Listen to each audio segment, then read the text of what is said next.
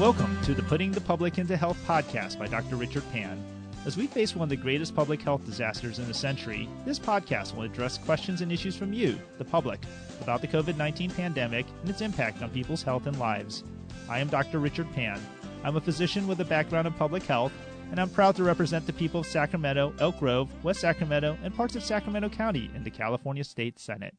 I want to share with you important information and stories to help each other during this difficult time. I'm very excited to have Dr. David Lubarsky, Vice Chancellor of Human Health Sciences for UC Davis Health, join me again. He oversees UC Davis Medical Center, a 1,000-member physician practice group, and the UC Davis School of Medicine and the Betty Irene Moore School of Nursing. I spoke with Dr. Lubarsky at a telephone town hall on COVID-19 on March 26th, and I'm pleased to welcome him back to give us an update on how COVID-19 is impacting UC Davis and other hospitals in Sacramento. So thank you so very much for joining me, Dr. Lubarsky. Thank you for having me. So, well, now we're in June, so several months since we last talked in March. How many people are currently hospitalized at UC Davis Medical Center with COVID-19, and how is this number trending now? Right. So today, our latest census is 10, keeping that in mind that there is 590 other patients in the hospital. It's a very small percentage of the hospital's capacity, and they're all in one negative pressure unit. So have no air mixing at all with anybody else in the hospital. Mm-hmm. And are those people in an ICU, or is it a mix of ICU and floor? You said in one unit, yeah. Yeah, the people on the floor are in a single unit, and there's a couple of patients in the ICU, in a single ICU, and of course with very strict adherence to safety protocols to make sure that our staff are fully protected. Mm-hmm. And there were some news reports. There was a sort of a increase in cases due to people gathering in their homes and some other events as well, perhaps around Memorial Day weekend. Are those patients still there, or are we sort of trending back downward again? Unfortunately, we're not trending back downwards right now. For a very brief period in late May, we had actually no patients at all in the hospital for a brief few hours, and it's been slowly trending up. So over the last 2 weeks, we've gone from about one patient up to where this is actually our highest in probably over a month, where we have 10 patients. And we do believe there is a tie back to gatherings and also to the reduced care and concern about masking and physical distancing and hand hygiene. All one has to do, frankly, is walk down along the river at various gathering places, and you see way too many people too close together right now. Okay, so certainly with this trending upward, we'd like to see that stop, and while it's a very small percentage of the patients at the Med Center, it is going in the wrong direction right now, right?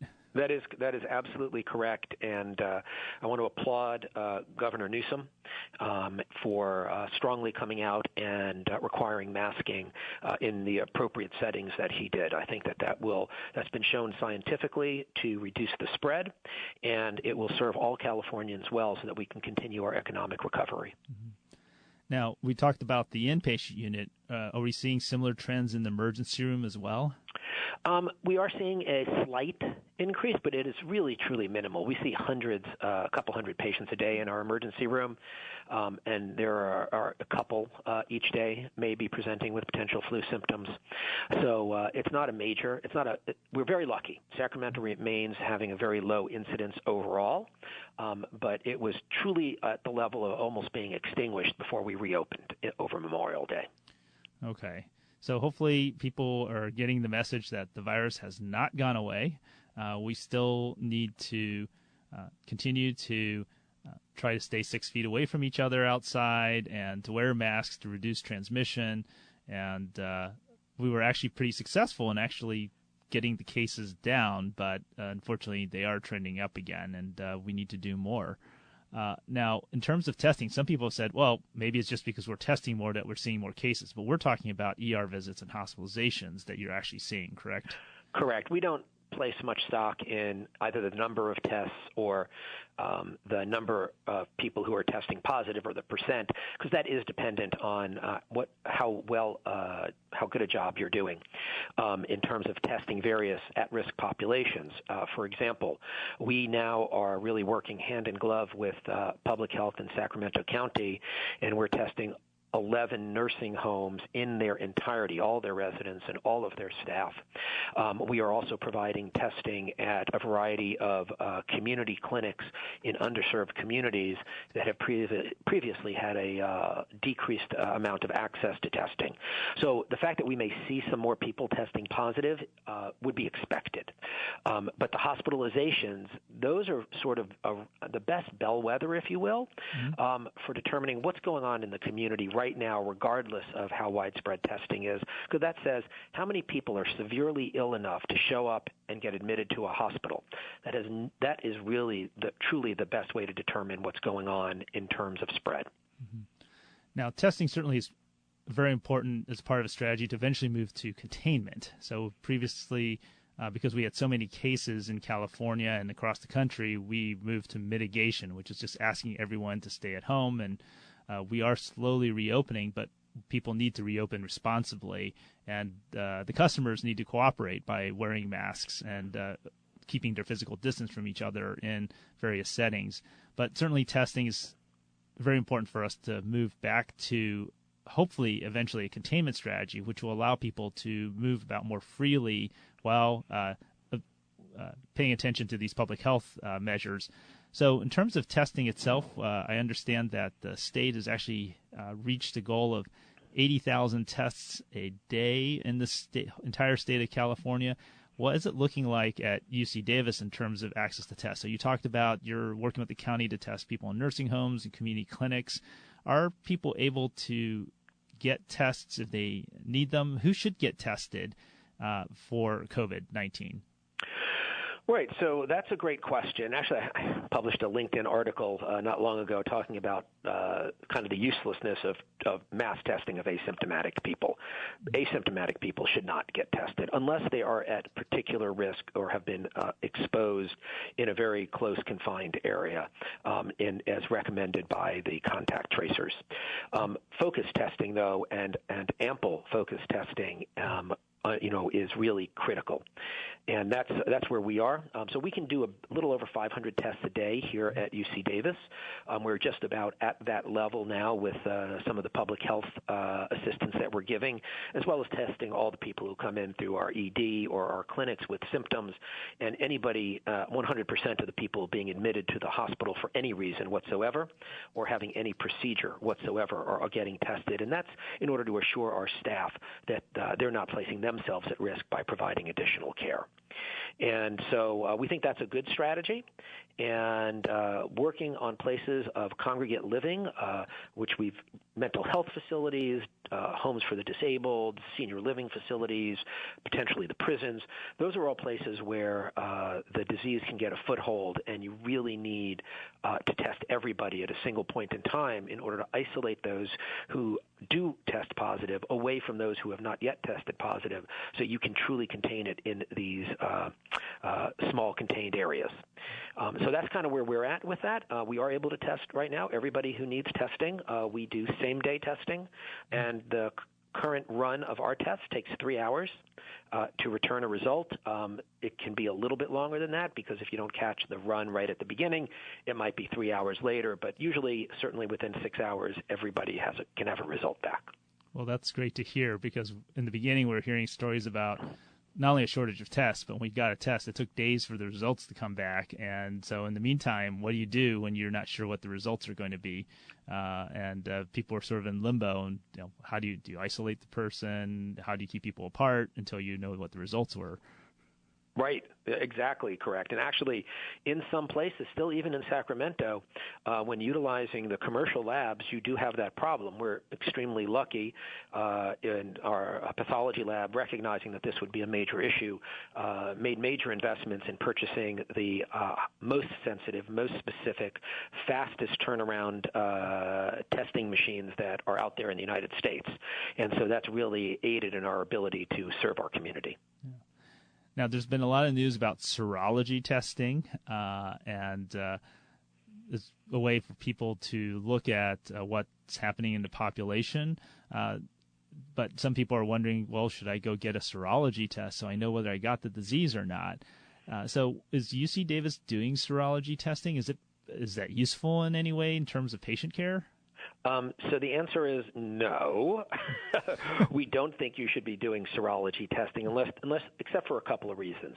The reason to do serology testing, if you have a very high incidence of suspicion that you really did have COVID-19, and very few people, 1-2% maybe in the Sacramento region, probably have been totally infected. But identifying people who can then give part of their plasma back to treat a really sick person, because that plasma may contain antibodies that may be useful in the treatment of someone with COVID-19. That's a reason to potentially get tested. But in terms of for your own sake, the answer is absolutely no for the following reasons. First of all, we can test for antibodies. We're not sure that the antibody we're testing for absolutely confers immunity, meaning you may have antibodies in your blood, but they may not prevent you from getting reinfected. So you could get a false sense of security. Second, when we test you at a single point in time, it may be that 2 weeks later your antibody levels have disappeared. We don't know the natural course of how long immunity lasts, even if those antibodies work. And we haven't been able to correlate what levels are actually needed to prevent reinfection. And if the virus were to mutate over some period of time, we're not sure that the antibodies that you have would be good for the upcoming fall flu season. So for all those reasons, until we have those questions answered, you may actually do yourself more harm than good by getting tested, because you'll have this false sense of security, and you may not feel you need to engage in all of the protections that we're suggesting: masking, 6 feet distancing, aggressive hand hygiene. And that would be a disservice to people and to our patients. So we're doing research studies on that at UC Davis, focusing on a lot of our employees who we know tested positive, and we know when they tested positive, and following the natural evolution of the antibody response in their blood over a prolonged period of time. And when we're done with this study, which is being led by our Chair of Public Health, Brad Pollack, and our Head of Infectious Diseases, Stu Cohn, and one of our other infectious disease professors, Larissa May. When we're done with this study, we will be able to fill in the answers to many of those questions and then make good recommendations for our patients.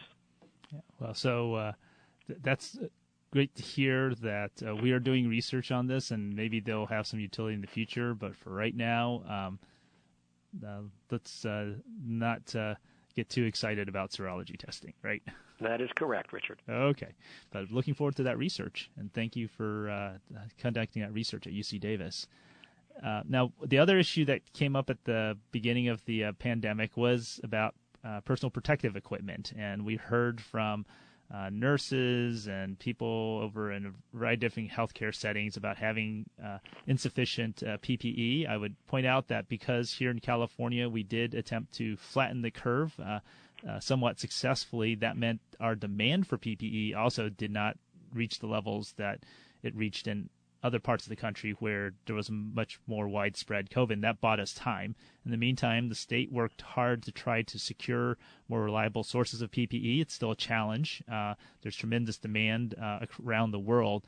But can you speak to the supplies of PPE at UC Davis? And we've heard stories about people having to recycle their PPE and other types of things. So what's the situation at UC Davis regarding PPE for the staff and other people there? Right. Well, we were incredibly fortunate. Being part of a large research university has its benefits, and I'll just say that while I spent a tremendous amount of my own time early in the pandemic just making sure we had sufficient PPE, which we always did in order to protect our staff. The main campus, led by Chancellor May, made sure that everybody came together, and the College of Biological Sciences, the Veterinary Medical School, the engineering school, everybody came together to help us out. And so they gathered all of their PPE that they use in their labs and in their various research, and they donated that to us early on. That helped shore up our supplies. So tremendous gratitude to our main campus for helping us out. And then we spent a lot of time and effort making sure that we always had enough PPE at each stage. And right now we've been very fortunate. We continue to have as much as we need, plus a little more. And where we've recently supplied some small businesses for this coming week with some masks until they can get their own so that they can stay open under the governor's orders. We've had the Navajo Nation reach out when they were desperate for PPE, and we had a very, very low census in our hospital, and we provided the Navajo Nation with some PPE as well. And whenever people have been in a truly critical moment, we've tried to use what we've stored up, given the fact that it's such a low incidence here, to provide that to people, not only within our organization, but for truly critical needs short-term outside. And we're very confident that we have not only enough PPE for our staff now and for any expected slight increase at a resurgence in the summer, but we have made plans to markedly and aggressively increase the store of PPE that we will have come next flu season. So we're very confident we're in good shape. Okay, well, that's good to hear, and certainly hope that you won't actually need to use all of it. That would mean that we don't have a high rate of infection, but if it does happen, I'm glad to know that here in Sacramento at UC Davis that you have that. Now, have you heard, is it the same thing for other hospitals in the area? Are you aware of that? The difference really depends on who you did business with, where you are in their prioritization scheme, and how and where the supplies are coming from. As I've said, we're very fortunate. We started working on this literally back in January, and duplicating our supply sources. Again, super kudos to Gita Buño, who's our supply chain manager. Tireless, 7 days a week, 24 hours a day, just always making sure we had the right sources. And not everybody else had quite as much luck, but I don't know of any organization that has run so critically low that they've been unable to protect their staff. Okay. So we talked about the patients with COVID in the hospital, and you mentioned it's a small fraction. So are we seeing people now returning to the ER for their non-COVID related conditions? We saw a tremendous drop-off where people who may have needed ER care but were afraid of getting infected in the emergency room. Is that getting better now? Are people able to come in and, well, I shouldn't say able to, are people willing to come in and get the care they need at the emergency room? Yeah, I'm really actually very grateful to our patients because they obviously have placed great faith in us and have returned. And because, again, I think that they recognize that I think all the hospitals, just for the record, in the entire region, but are the same. That we've really committed to making this safe for our employees and our faculty and our patients. So ER visits are the only thing that's not back to 100% really in our organization at the moment. They are running about 90 to 95% of past volumes, and that's probably good because we had an overcrowded emergency department, and people are now self-selecting themselves out for like non-critical visits, which is probably a good idea. We also instituted some urgent care telemedicine that may have helped as well. And the fact that people are coming back is so important, and I just want to urge anybody who is listening, if you have chest pain, if you have left arm pain, if you have facial droop, if you have anything that shows you're having a heart attack or a stroke, please don't hesitate to go to your emergency department. Every single emergency department in the region is set up so that even in the event that COVID is around more than it is, those patients are separated and put off to a flu area, and the rest of the emergency department is totally clean and totally infection-free. And we really need to make sure that patients are not delaying their care, because what we've seen is probably an enhanced disability and death rate from stroke and heart attack because of that fear, Richard. And it's so critical that patients not delay necessary care. So that's good to hear that people should know that they will be safe if they need the ER care. I also appreciate the fact that we are working to reduce non-necessary ER care as well. I mean, before COVID, we were always talking about how do we reduce usage of the emergency room for things that people don't really need emergency room care for, and providing other access points. And so it sounds like at least COVID is helping us do some telehealth and some other opportunities as well. But we certainly want people who have urgent situations like a heart attack or a stroke where literally minutes matter. They should not fear going to the emergency room for that care that they need. Now, in terms of we heard that hospitals have to stop so-called elective procedures. Some of them, we call them elective, but they're really not that elective. People eventually do need them. So sometimes the terminology trips people up. But in terms of non-COVID care, are we back up to providing all the care that cancer patients need and other types of patients who do need inpatient care are able to get in the hospital, or are we still holding back beds? Yeah, no, we have fully recovered. When we realized we had crushed the curve here in Sacramento, to the good work of sheltering in place of everybody in town, that we would soon need to accommodate all those people who had delayed their care. And especially at UC Davis, we really focus on tertiary and quaternary care, really highly complex, really sick people, bad heart disease, bad liver disease, bad cancers.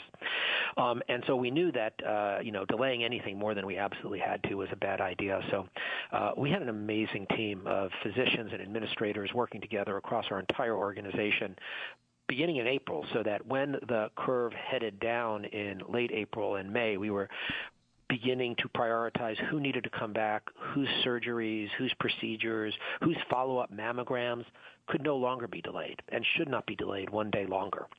And so we've been very lucky in that, as I've said, our volumes have totally recovered, which is important for the stability of the organization, but it's more important that we're able to provide all the care that our community expects of us.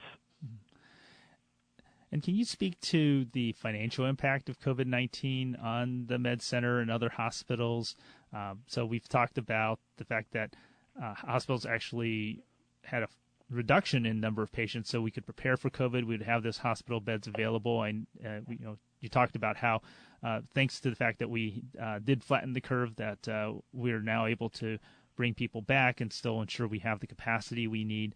But can you talk a little bit about what UC Davis has had to do as a result of trying to get through this COVID-19 pandemic, which we're not through yet, by the way. I just want to be very clear. We're not through it yet. We are not. The impact on our organization has been much less than some other organizations, including some of our sister UCs. It really depends on the type of work that you do. As many people know, we serve as the area's only Level 1 trauma center, but not only for Sacramento, for 33 of the 58 counties in California. And I'm sad to say trauma did not go away, despite many shelter-in-place orders. There are still not only vehicular issues, but a rise in home burns and other things that attended staying at home all the time. So that kept us a little busier than some other hospitals because, again, you can't turn people away who have bleeding from a broken leg fracture or things like that. And so for that reason, that and the fact that we made a very conscious decision not to delay cancer care. We do not believe that the care of a potential COVID patient in the future should make us turn away people who had life-threatening cancer and needed their chemotherapy infusions and needed their tumors taken out. So we made very conscious decisions about what constituted truly essential care, and for that reason, we probably had a lower impact on our bottom line. So, but many of the hospitals have declared tremendous losses. Sutter declared a loss of $400 million, I think, through the first 4 months. I think some of the other organizations fared similarly poorly.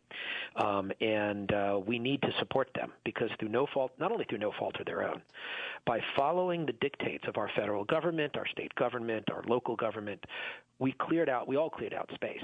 I dropped 33% of the patient beds I kept open for a month. And that had marked impacts on everybody's revenue. some more severe than others. And we have an obligation as a society to support those who made the decision to sacrifice their own financial well-being and make room for the public health. Now, you also not only oversee, of course, the med centers. I mentioned you oversee all of UC Davis Health. What about the primary care and specialty outpatient clinics, your physician network? How are they faring?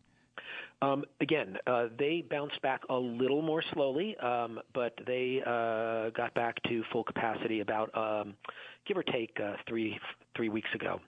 And what has been a good thing is that we've maintained about we see about 3,500 patients a day, and about 20 to 30% from somewhere about, actually 15%, I guess.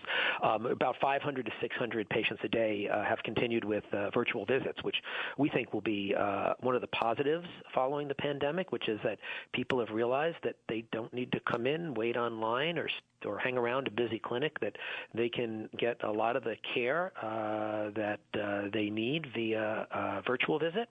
And that's both more convenient and certainly more efficient for the patients, not to have to drive all the way in to see their doctor. All right. Well, thank you so very much for coming back again and giving us an update on how COVID is impacting UC Davis and the Sacramento area. So, again, thank you so much for your time. Thank you for inviting me, Richard, and it's been a pleasure to have this discussion with you. All right. Well, thank you so much for listening to this episode of Putting the Public into Health by Dr. Richard Pan. If you have questions or ideas for a future podcast, please email them to senator.pan@senate.ca.gov. Please stay at home as much as possible, stay at least 6 feet away from others outside, wear a mask, and wash your hands frequently. Together we are slowing the spread of the disease and saving lives. Thank you so much for listening.